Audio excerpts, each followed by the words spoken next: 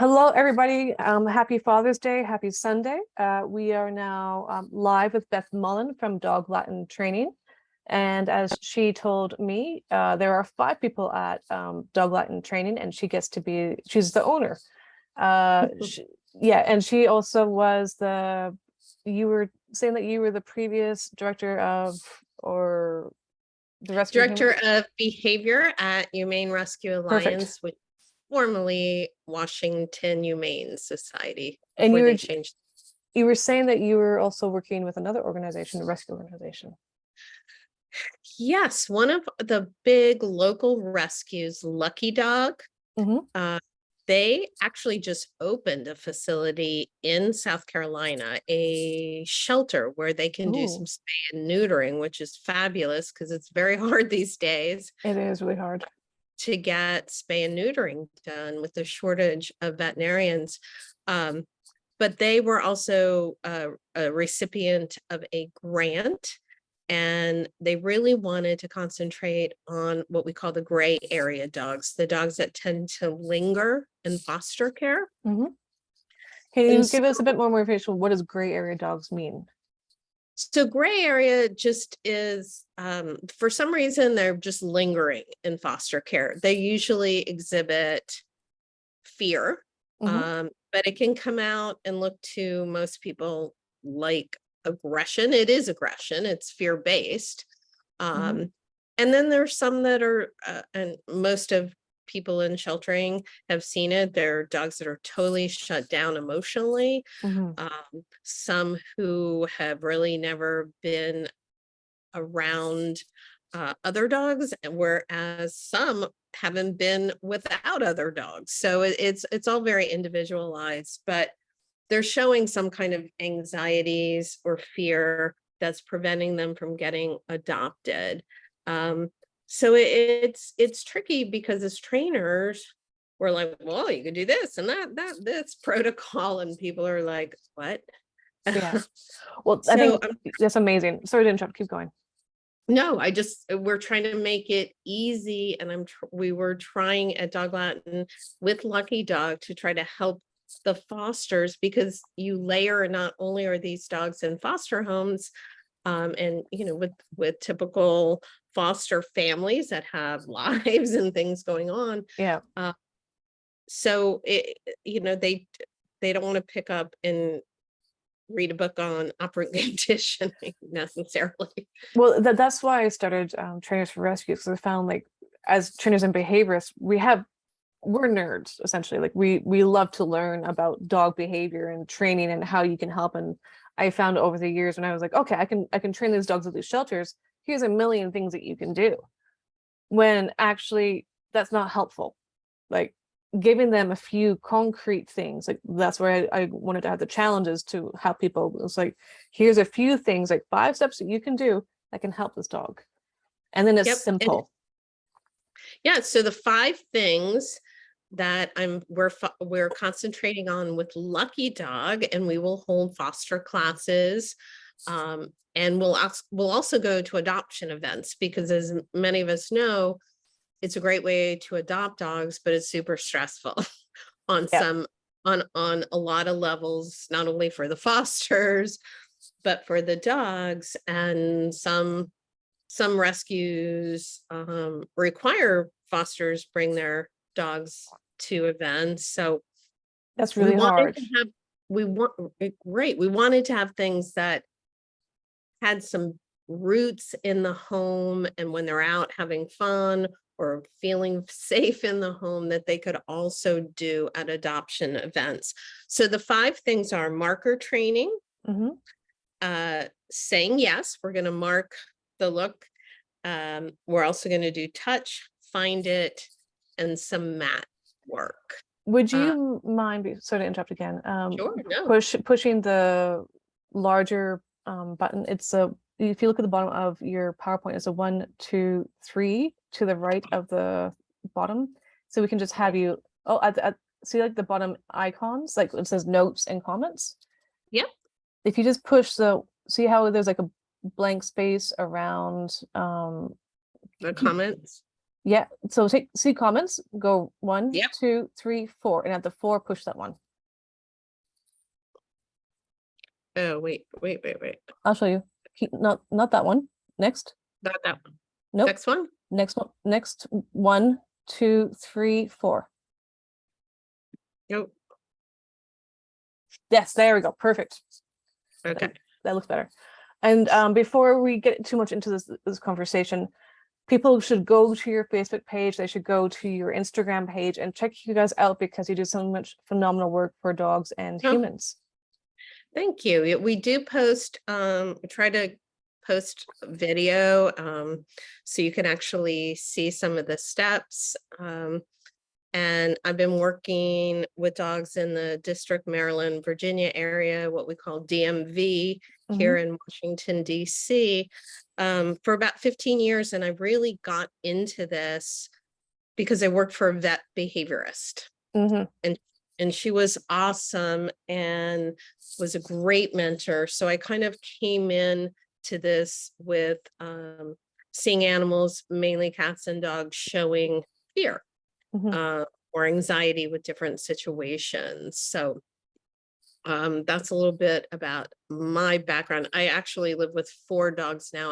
My 17-year-old dog passed away, but I'm sorry. she had a really good life. She was a rescue and believe she was mostly American Eskimo dog, which I guess they're calling, which could be also be called a German Spitz, since they had nothing to do. It was kind of a derogatory name, but so you can find us on Facebook or Instagram. Yep. And so that's what that looks like. And so just going into it, and as most people in rescue and fosters know, that all dogs are individuals. There's never going to be one thing that does it for a dog, or we don't really fix behaviors, right? Because those behaviors have created a pathway to the brain. It's not like dogs or cats are going to unlearn behavior. So we're trying to provide some alternatives for them and help them make better choices, depending, what their situation is. But these 5 things I felt have always helped most dogs. Yeah, I always teach touch as well too. I was thinking about that while you're talking about that, how there's dogs that always, as an individual, they're very challenged by, let's say, jumping, because that's what they always been doing. Like that's what they were taught to do. And They or do like, dog stuff. they're their dog, right? And so, or they Yeah. investigate with their mouth. And so it's just giving them this association of, hey, this routine, like you said, like, and this amazing thing is like, your routine was when you approach me, you're going to do a touch instead of a jump. Or and they're like, wow, who knew? Didn't exactly. know. Thanks. And that's where the marker training comes in, is establishing, I feel, I know not everyone has this philosophy, but I am a marker trainer. I can use a clicker. I tend with clients just to use the word, pick a marker word. Most people go, oh, can I say good boy or good girl? And I really discourage that, because we always kind of snuggle with our pets and we're like, oh, you're such a good boy. And then it dilutes your marker. So I tend to pick yes. And I just say it in a short, upbeat, like yes, or sometimes I'll draw it out if I'm trying to find, like, I don't know where my reinforcers are, is kind of like a yes. Yeah. And so your marker is a promise of a tidbit of food. So I usually start with yes, pause, reach for the food, and feed. And so it's like, people think, why are you getting so hung up on like making me practice like saying it, pausing, reaching for the food, then delivering the food? It's because if your food hand is moving, it's such a critical part of the process. If your food hand's moving even like 1/8 of an inch, a dog is going to pick up on that, because that's how they communicate, is watching us. And we don't even realize we're doing it sometimes. So I usually ask people, hey, just try it, put a couple snacks and a in a bowl, say yes, and then reach for the bowl. Sometimes it gets that whole timing. Yeah. It's a very simple process, but sometimes it's not always easy because we get so worried about the food. But that's where your marker word comes in, because you can start to mark any behavior you appreciate. And for some of these dogs that are lingering at shelters or fosters, it's like they don't even have to make eye contact, but just even, once you have a marker word established, even like a little head turn, Exactly. you can mark that. That's a big thing for a lot of dogs. We can't wait for finished behaviors.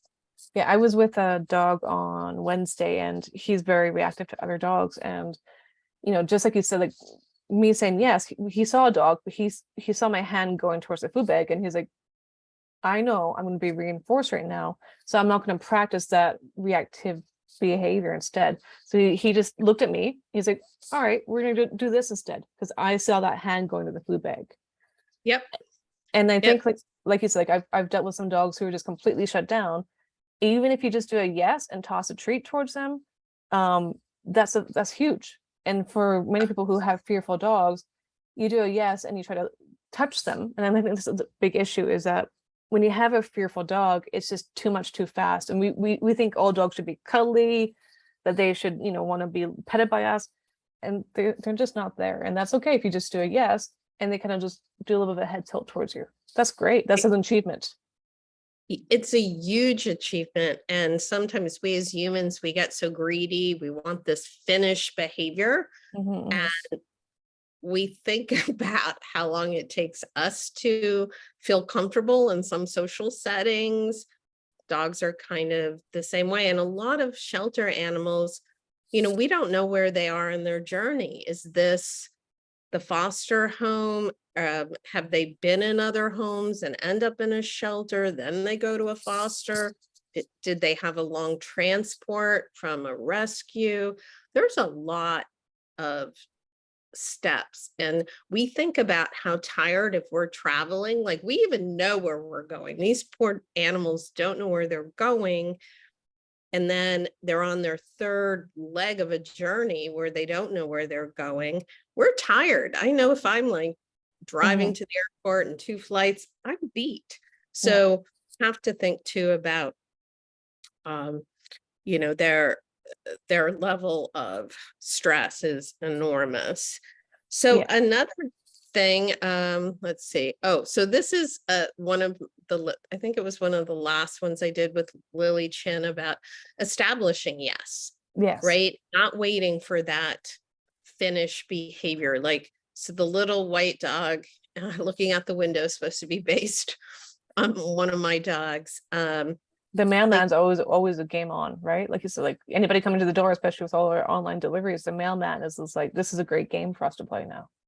Absolutely. But the dog standing in the kitchen, they're kind of like, wow, there's something good on the counter, but they're not jumping.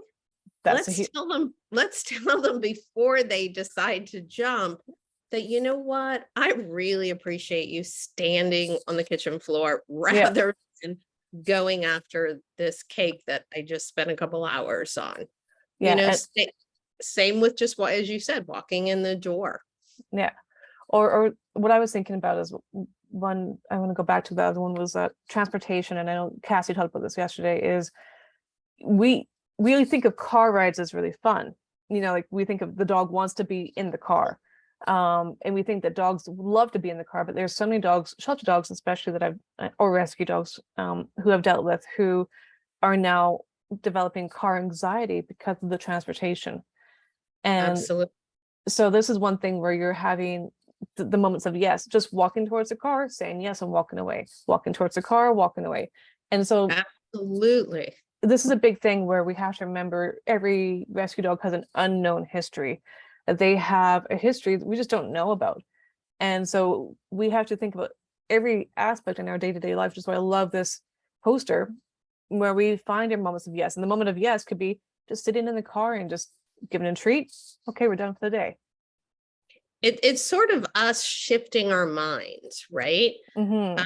sometimes we are like waiting for them to make a mistake and correcting it, which then leads to frustration because the dog didn't get what they wanted or whatever it is. And we haven't really communicated what we want. So I think if we can shift that mind, go, wow, I'm talking to a neighbor and my dog is just standing here or sitting here. That's a perfect moment of yes. And you can just kind of quietly and just kind of deliver the food right to your dog's mouth while you're listening to your neighbor. I mean, that is such important information, especially for these dogs that are on a journey that haven't, they either arrived in a new home or they're waiting for their home. Yeah. So it's so important. It is. And I think the journey that we always forget about the journey that the dogs have gone on. And I think one thing that I'm really excited about for your presentation is that you're going to talk about this journey and how to use these 5 behaviors and 5 cues to help dogs along this journey. Because like I said, they're going transportation, they're being picked up from wherever they're going to be. They're going to be in the shelter, they're going to be in the foster home. Then they're going to be maybe lingering in the foster home. And then they're leaving the foster home from another car ride, which could be scary, into an adoptive home. And then they're kind of going, where's my routine? Yep. And these 5 things can be done along the way because they're simple, they're easy, they provide what I like to say layers of predictability in unpredictable situations. So at least the dog is like, oh, okay, I get this. We practice this at home. And usually most of these behaviors, we're not asking a lot of the dog. No. We're really just having them participate minimally. What we think of, like, there's not like these big tricks, but I'm sure in their mind, they're like, hey, I'm really participating here. I get what I'm doing. It's just, as you said, it could be a head turn. It could be them looking at you. It could just be a quick glance. Those are all moments to say, hey, wow, I really appreciate that you took a little look at me. Yeah. And what's the worst thing, you toss them a snack after that. They're like, And that's the other thing. I don't like to use the word treats. I mean, sometimes it sneaks in my vocabulary. Yeah. Just because I feel like that implies so much extra. We're just using food. It's just part of their daily calorie allotment. And if they like kibble or whatever, you can use that at home. Usually I try to up the value of the food. In my mind, what I'm thinking the value is to that particular animal. And I might use like little bits of rotisserie chicken or something that's also going to help change their motivation a little bit. I think it's the next slide, upgrade to first class. I think about that whenever I do training. I always tell people to have 3 different valued food, and like I would love this. It's like Tupperware containers, 3 different values. And one is kibble or their day-to-day food, and the other 2 are just 2 little values ahead of it, because it's like you don't know in that training, or like have it in your bag on the side of you when you're in a shelter, because you don't know when you're going to enter a kennel if that dog is going to react, because like you said, every dog is an individual. And every dog might be like, okay, well, that's scary that maybe you moved in a certain way and that really scared me. And if you have that higher value treat that could help you in that situation, that's a huge deal to the dog and to you. Yeah. And, I try to have what I call a trail mix of snacks. I kind of like, when I'm eating trail mix, ooh, I got the M&M, like, yay, or the combination of an M&M and a raisin or something, whatever floats your boat. That's what these dogs are up to. So conversely, if a dog is shut down, they might not eat right away. And some dogs who are super scared sometimes will only eat. I've worked with reactive dogs that at first, I'm kind of new to them. The situation's new, the learning's new. So some dogs kind of default and or like, I can only eat my kibble because that's familiar to me. So Exactly. you have to really figure it out, you know? If they're not eating a certain food, I use a lot of meat baby food, like right out of the jar. They can lick, because I like Mhm. lickables at first, because they tend to look at what they're licking rather than, what they're concerned about.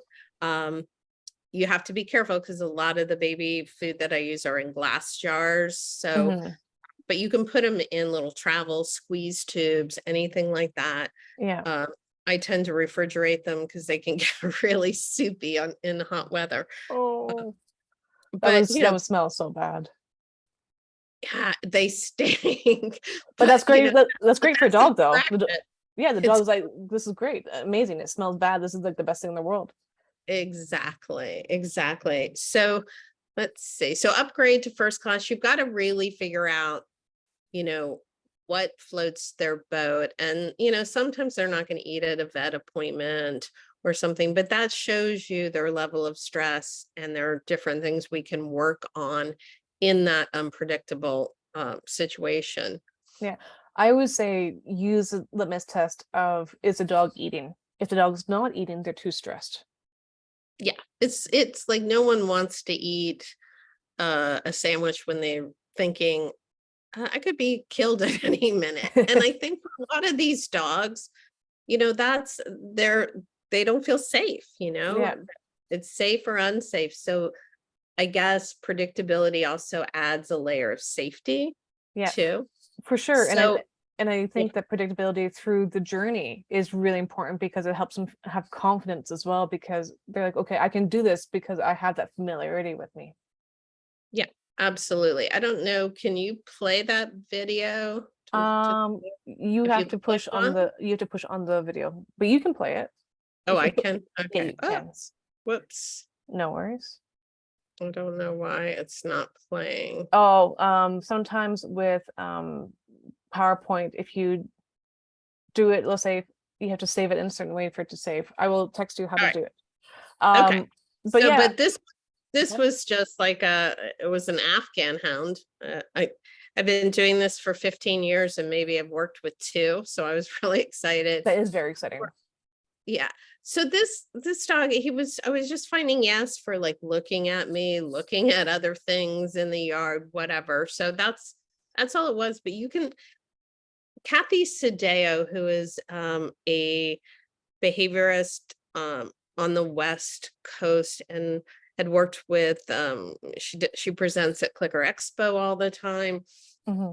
Um, she had come up with a plan where you leave out 5, 10, 15, 20, whatever you can do, and depending on the size of your dog, like little pieces of snacks somewhere, might have to be refrigerated, some could be on the counter, but it's a reminder to you, wow, I didn't say yes enough. If I Yeah, have any left at the end of the day, I yeah, haven't yes enough. So I love that. I do too. I think, was it the Smart 50, I think? Yeah.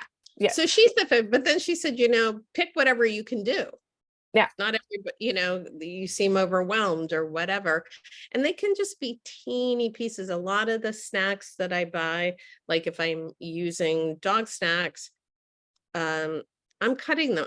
I get my, whatever show I'm really into, binge watch, and like I'm chopping up hmm, eats at the same time, and then I'm making my little kibble mix or trail mix, so I can have a few options to offer a dog. well, Because yeah, exactly, because like you said, like what happens if the garbage truck goes by? exactly. So let me see what the next one is. So this is what we'll talk about, this like the role of a marker.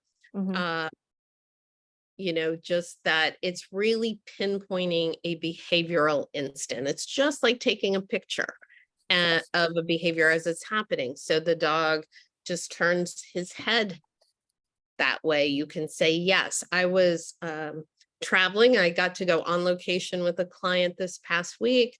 We were in Nantucket on the beach. Oh, amazing. It was actually a family dog joined the environment in the household, and was a street dog, had been formerly a street dog. So had a lot of freedom and would take off, always comes back. But you don't want your dog to ever get off leash and be like way ahead of you, and people dogs, you never know what's going to happen. So I was using long leashes, and it wasn't that she was even intending to come back to me. She was playing with the other dog, but as they were playing and they kind of even circled back in my direction, I could say yes. And at first she was like, did you say yes? Like, Yeah. I just pre-macked her what we use all the time, that I wasn't using a cue. I would, every time she got in my vicinity, like I thought of a circle, and I thought, I'm going to mark her anytime she's in my imaginary circle. And, by the end of the outing, she wasn't getting more than, I forgot how long, I maybe had a 30-foot lead.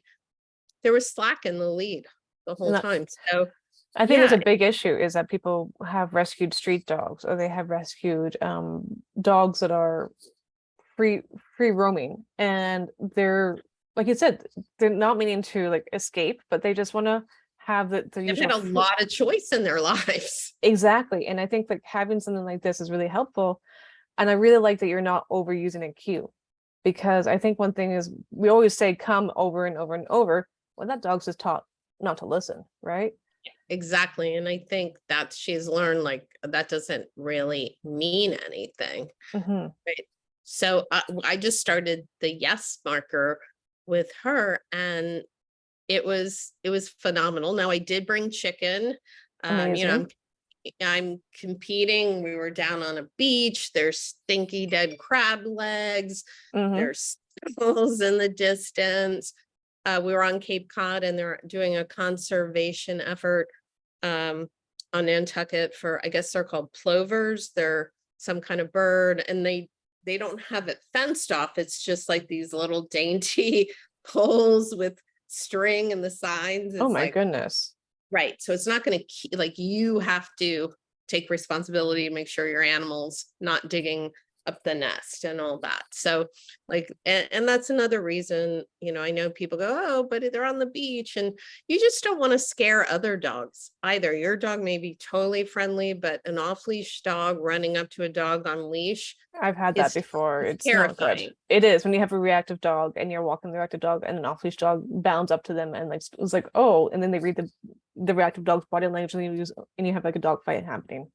It's a really bad situation. It's not fair to the people who are like walking their dog legally, and so I really wanted to help this dog, and she only came in to the training equation like the last 2 days, but just saying yes. And it's something you can convey to the owners, like, this is what you're going to do. You're going to line your pockets, or you're going to have a treat bag full of chicken when you take her on her morning beach walk. And you're going to do it in the afternoon when you go for that. And she can have some of those chicken calories as part of her meals. And I really like that you use a marker and not a clicker, because a lot of rescue dogs, and we don't think about this, they can be scared by the sound of the clicker. And so because it's a sharp click, and so I think people tend to point at it like they do the like click this remote. Exactly. And that pointing, that's like, whoa, that really violated my personal bubble. And it's really it's very threatening behavior, and we don't even think about it. Like I think about like people training dogs or crocodiles at the zoo. Well, their clicker is down by the side of them. They don't ever put the clicker in the crocodile's face, because they're like, oh, well, that crocodile has teeth. If I put my hand, like the remote, like you said, that crocodile is going to go, okay, well, that's game on. You just put something near my face, but we don't consider how that might affect dogs. Right. And it's a lot of times, and clicker training's great. It's phenomenal. But we don't want to really introduce a clicker if there's a lot of fear going on. Definitely. Right. Because it's just probably going to make a bad association. So we'll talk about when we have the presentation, like just watching for the behavior and marking it. wording. It's as I said, it's simple. It's just takes some practice sometimes to get your timing right. Yeah. However, I love saying yes, because if you're using something that's correction based, like that's telling the dog no, like a choke chain or something, one, it can cause fear, and usually our timing's off. Hmm. We got to get our timing right with rewards. Most people, and including trainers, their timing is off Hmm. because the behavior that you wanted to correct has passed. Hmm. And it's in an animal's mind, it's different. They're not assessing. We were like, well, you just jumped, but they're not thinking, hey, I'm just walking. Why did you correct me? Because we Yeah, totally missed the jump. So I think I just think marker training is so easy. it is. It's a way to communicate. Yeah, They're like, it's a conversation. yeah, We're yeah, just we're talking to that dog. We're saying, "Hey, I like that," and they're like, "Great, I like the food." I like that I can communicate with you. And the more that you use a marker word or use positive reinforcement, the more that you're going to have a communication with your dog versus stopping the conversation.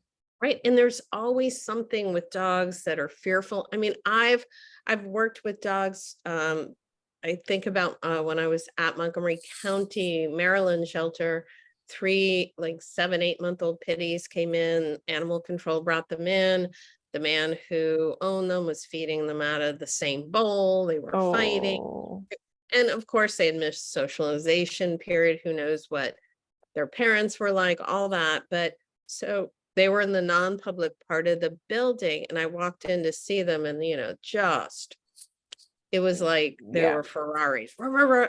I actually could even mark them between their barking, like the breaths that they would take. Yeah. And I would say, I think it was like 4 days. I'd open the door and they're like, oh, yay, here she comes. But that's how fine you can slice your marking, right?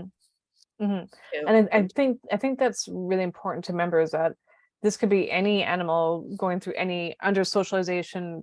And I think Cassie and I talked about it yesterday, where these fearful dogs are often fearful because they've been under socialized, because they've not correct. had exposures or experiences to our everyday life that we consider the norm. Like maybe we think, okay, like you said, going for car rides, going for walks, these are our norms, but these are not the norms of these dogs that have been under socialized. Yeah, Oh, I find hi, that Spark. some of the moments when dogs come, like go into a home, are just the everyday moments that Hmm. scare. For Yeah. example, you take a trash bag and you're trying to just fluff it up before you put it in the trash bin. Mhm. I've seen dogs just freak out. They've never seen that. What is that white thing? It's making noise, it's flashing. So it's being aware of sometimes, oh Sorry, wow. the Spark saying hello. Or even like one thing that I notice is sounds, like the blenders, or Oh, blender, yeah, totally. blenders are so scary. And so it's a sound of the movements of things that we just don't even consider are frightening for dogs, or especially the vacuum cleaner, which is a big one. And so even my animals, which are all rescues, they're still scared of the vacuum cleaner. So I have to really be mindful of when I bring it out that they have enrichment or something else to do elsewhere, and I don't in any way make them feel unsafe when it's out. Absolutely. Yeah. So marker training can help with all of that. And you can always break it down like, hey, this is the blender. You looked at the blender. Oh, Mhm. that's a yes moment. Maybe you're Exactly. not, yeah. And then you turn it on the lowest, whatever, there's steps you could even do before that. So it's just breaking it down as you would for a child, whatever, I mean, there are dogs are learners too. So we Yeah. just have to break it down in steps. And I find when you go slow, dogs are like, oh, I get it. And you can probably skip a couple steps, sometimes not, but Hmm. most dogs are pretty intuitive and they get they're like, I get this. Yeah, So sorry, this won't work either, but that's so okay. this was just teaching a puppy touch. So the second his little nose was going on her two extended fingers, we're just marking yes. And I'll have the video, I'll put it in the presentation. Yeah, It took it's him, okay. yeah, it just was like, oh, sure, I can do that. No, that's so easy.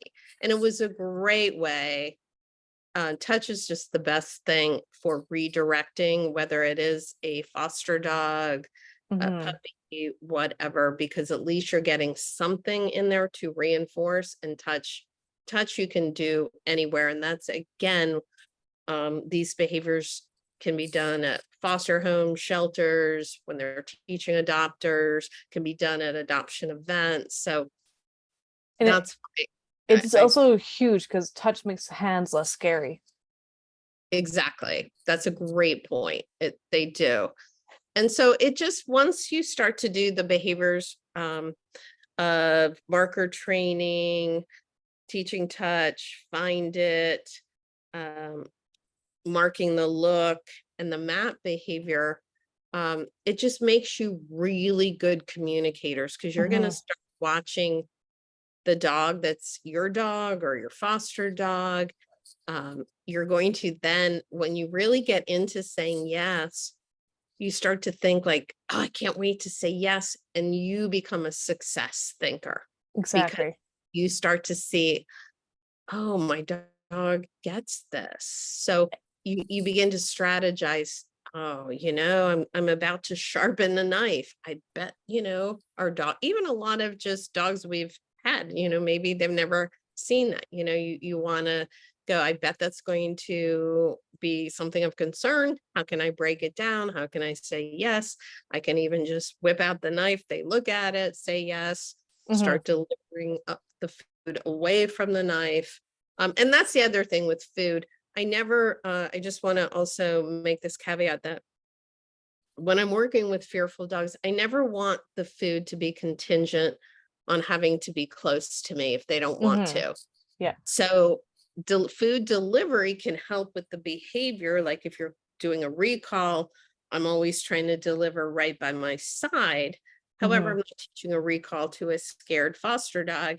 They even look, I can say yes. And I usually throw the food even farther away so Yeah. they have opportunity to move back, because once you give them more space and you don't make the food contingent on being closer to if it's me that's scary or an object or whatever, because you can trick a dog once You and that's can't about do you can't do it twice. exactly. So I'm not trying to use it um I want the food to try to be as enjoyable as possible in that moment. And if I've marked a behavior, I don't then want the food to be like, now you got to even walk closer to me if the dog has fear issues. Well, I think this is a big issue because people see a fearful dog and they're like, okay, the dog should be close to me. I should be comforting the dog. And I'm like, but like you said before the very beginning, every dog is an individual. Not every dog or every cat wants to be close to a person when they are fearful. And so, like let's say your dog is fearful of thunderstorms. Well, maybe they don't want to be near anybody when there's a thunderstorm. Yeah, And you want to hug your dog to make them feel better. Well, that's a human response. It's not a dog to dog response. And like you said, like throwing the food away, giving them that out, giving them that flight response. So mhm, they can express those natural behaviors without being forced into something that makes them feel uncomfortable. exactly. And it gives them some agency over the situation, Hmm. right? Hmm. And then you start to see sometimes when you are delivering the food away farther, like, yeah, you can have the food and you can get farther away from me at the same time. It's usually what I do with shelter dogs. Like, you can, and I'll go back if they don't eat it in my presence. Do they eat it? Is it gone 10 minutes later? Is it Hmm. gone a half an hour? It kind of gives you a stress indicator. But you'll often see that they come to think on their own. Hopefully this is, I mean, I don't know what they're thinking, but a lot of dogs then choose to come closer Yeah. to you when you give them some choices. Well, and that's the great thing about choices is that you have given, like I said, the dog a sense of agency, a sense of control over the situation. And when they have that, they feel, okay, I can do more.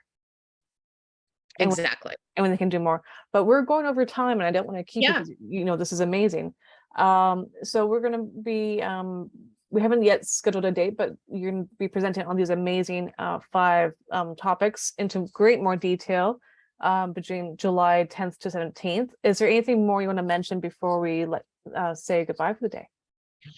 You can see some of on the Instagram and Facebook account, you can see us doing these, a lot of these 5 behaviors of Matt, find it. My last video was a scared dog, and how I broke down how I taught him the game Find It. And then I used it once he had a good association with it on his property, how I used it when he saw a dog on a walk. So Amazing. yeah, so we try to post a lot of what we preach.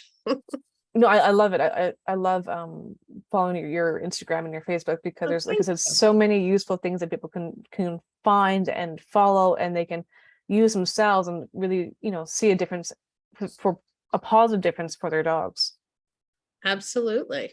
All So right. I look forward to it, to give the talk, and it's very exciting that you're doing this, Ruby. Well, thank you very much. Okay, you're just going to hold on for 1 second and we'll just do a bit of a chat. And Yeah, we just want to say thank you to everybody who was a part of this. And absolutely. Thanks. Happy Father's Day. Any yeah, fathers out there? and Sparks says Happy Father's Day as well.